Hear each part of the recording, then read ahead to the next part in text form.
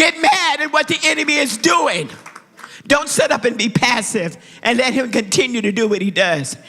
He'll rape you. He'll rape you of everything that God has given. He'll steal from you.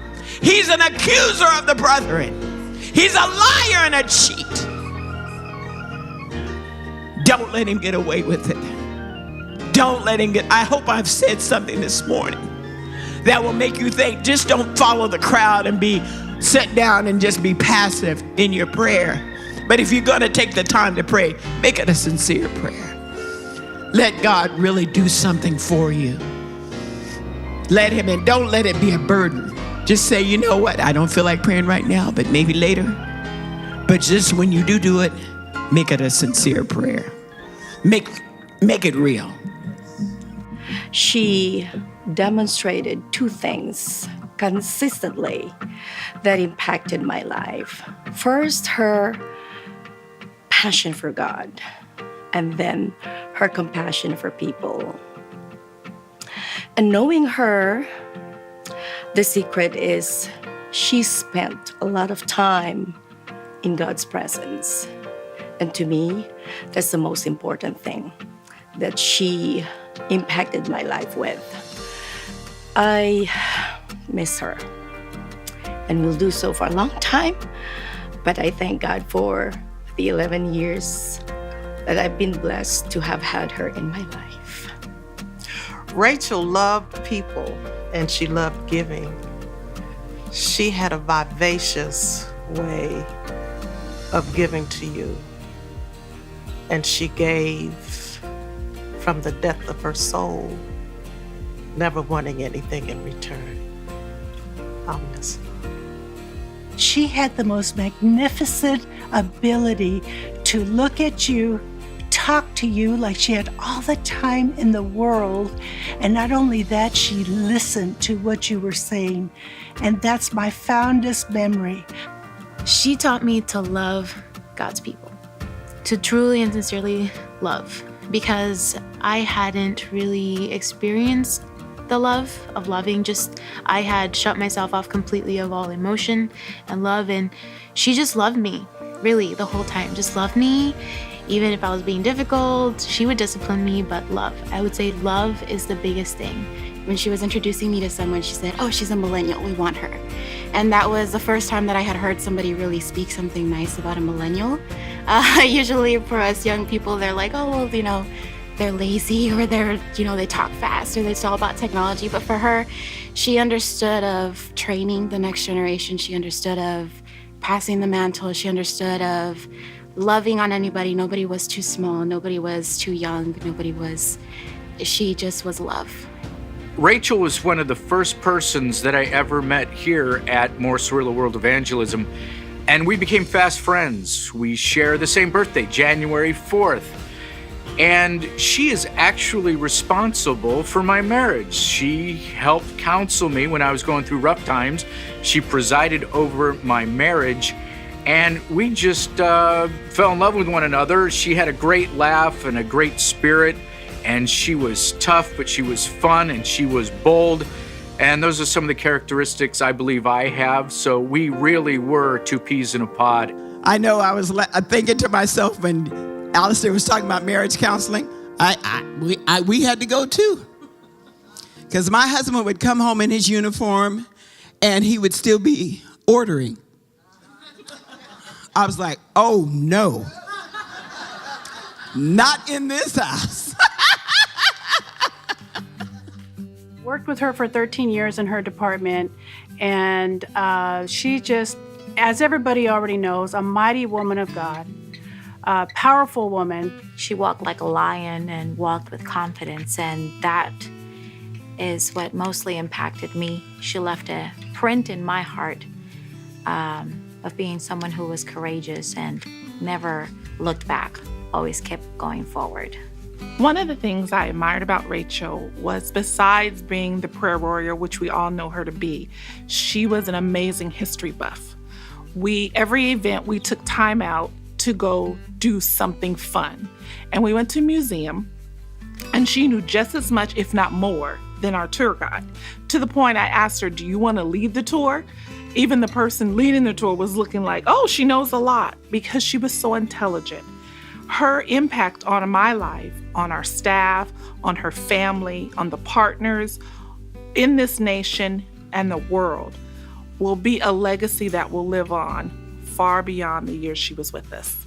She was a strong woman of God who wasn't afraid of the enemy at all. She can see in you what you couldn't see in yourself, and she would just let you know that you have the power to do what God has called you to do. And I would never forget when I graduated high school, her and her husband blessed me with a trip to go to Israel, and I was able to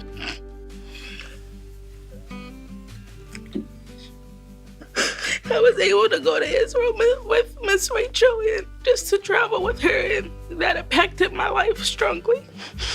I'm just going to be forever grateful to the Lord for loving me so much that he put Miss Rachel in my life to push me into my destiny. She was my family. She was my friend. She was my mentor. And I'm going to miss her terribly. I'm grateful that this was a 4-day week. Can't wait till the weekend. Come on, who feels it this morning? Woo! I feel it. Feel it in my bones, feel it in my feet, feel it all over me. Look at Roger. Come on, give me a smile, Roger. I've known her since 1979. She worked for me as a secretary at that time, and we've become very close friends. But Rachel has turned out to be the most precious prayer warrior that you could ask for, and we will miss her. Rachel was there to consult, to pray, and to give advice, and also the word of God, not just so, but she took time to pray for each of the problem and get back to each of us with the result. Did she bring a lot of impact to me? Yes, to everybody. When she passed away, I even don't know that my soul is so grieved that how she impacts so deep in my life. She planted, she invested a lot of things and gave all the glory for God. I'm thanking God for Rachel. We all miss Rachel. Everybody, I believe you all agree with me. Rachel is a big backbone of this ministry. I thank you for God for her life. She's a very generous woman. She loves people, she loves to help, she loves to give. And I remember the one gift that she actually gave my grandson was the penguin that sings Christmas Carol. And when my grandson played it, it really gave him that huge laughter. And that's something that I would remember for the rest of my life, as long as I see the penguin, as long as I see my grandson. So Ms. Rachel was an awesome lady with her faith in God, and she wants to impart that faith with other people. Ms. Rachel was like a big sister to me. She helped me with my marriage when I was going through. She was an inspiration, and her laugh would just light up the whole room, light up the world. Her laugh would just, it was contagious, and that's what I love and gonna miss about Ms. Rachel. No one could light up a room with joy the way she could, while also bringing conviction of genuine holiness. She fought and won spiritual battles on behalf of Dr. Cirillo and the nations in China, Tibet, the Philippines, Indonesia, India, Sri Lanka, Ghana, Nigeria, Brazil, Mexico, Turkey, Greece, Jordan, Israel, not to mention France, the UK, and so many other places. There is virtue in her memory. As you think of her, as you reflect on her life and her character, you will choose prayer over the snooze alarm. You will reject carnal thoughts that might come to you, and you'll find yourself not saying, oh, this person isn't the type that I would reach out to, but find yourself like she did, reaching out to all of them. Even though she's so greatly missed, she had Dr. Cirillo's ability to impart strength to those around her, and she prepared a great team to carry forward her work. Her husband, Brother Chris Graham, is also such an example to the body of a secure man that loved his wife to the end, nurtured her gifts, and was glad to see her succeed and be recognized. As is said among the Jewish people, Zecher Tzadik Livracha, the memory of the just shall be blessed. Rachel was my traveling companion. We had the best time on the road. Of course, she was the world's greatest shopper, and we used to love to travel to New York on the way to Israel and have a wonderful time together. But one of the things I'm going to remember most about Rachel is how she influenced my children. She was a blessing. She spoke into their lives when a mother couldn't. Rachel, although she didn't have children in the natural, she had, I'm sure, many, many children outside of the natural. And it was a blessing that she could speak to my son and my daughter and influence them. I loved Rachel very much, and she was like a sister to me. She was the closest thing to a sister I ever had, and I will truly miss that about her. I don't come here to waste my time. Every time I come to get something so I can be a builder in the kingdom of God. I want to sell out for Jesus Christ. Hallelujah. He's done too much for me. Too much for me to sit still and be still. She was an anointed, appointed, committed prayer warrior. People may doubt what you say, but they will believe what you do. And I can say that she was faithful until the end.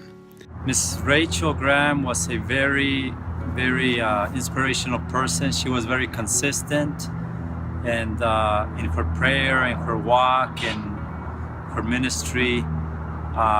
She imparted a lot of blessing to me personally and my family, and definitely we miss her greatly, and we're very happy that now she's being rewarded for all her hard work here on planet Earth. Since I met her in 2007, Miss Rachel has been so instrumental in my life. She has challenged me to grow in areas that I didn't want to grow. She had the ability of seeing past my limitation, past what I may have done, and speaking to my future. She loved me, she cared for me, she fought for me when my family was far away. And she taught me so much about prayer. Prayer was such an important part of Rachel's life. I remember when she told me that she didn't feel alive until she prayed. She was a true intercessor. She was my mentor, she was my confidant, she was my friend, and I miss her dearly. God has used her to raise me up as a global prayer strike force intercessor for the nations and for the nation of Israel. And I want you to know Rachel has been so wonderful. Her gift of laughter, she has a warm heart, and she has impacted me more than words can say. Dr. Graham was a wonderful woman of God who God used to impact so many people during their lifetime. It is so shocking and still unbelievable that, she is no longer with us. However, we do believe that God took her away at the right time. Sometimes we don't see ourselves as God does. We really don't. We can't imagine, why would God want to use me? I got all these hang-ups and I've got strongholds in my life and I'm just weird. But God uses the weird to confound the wise.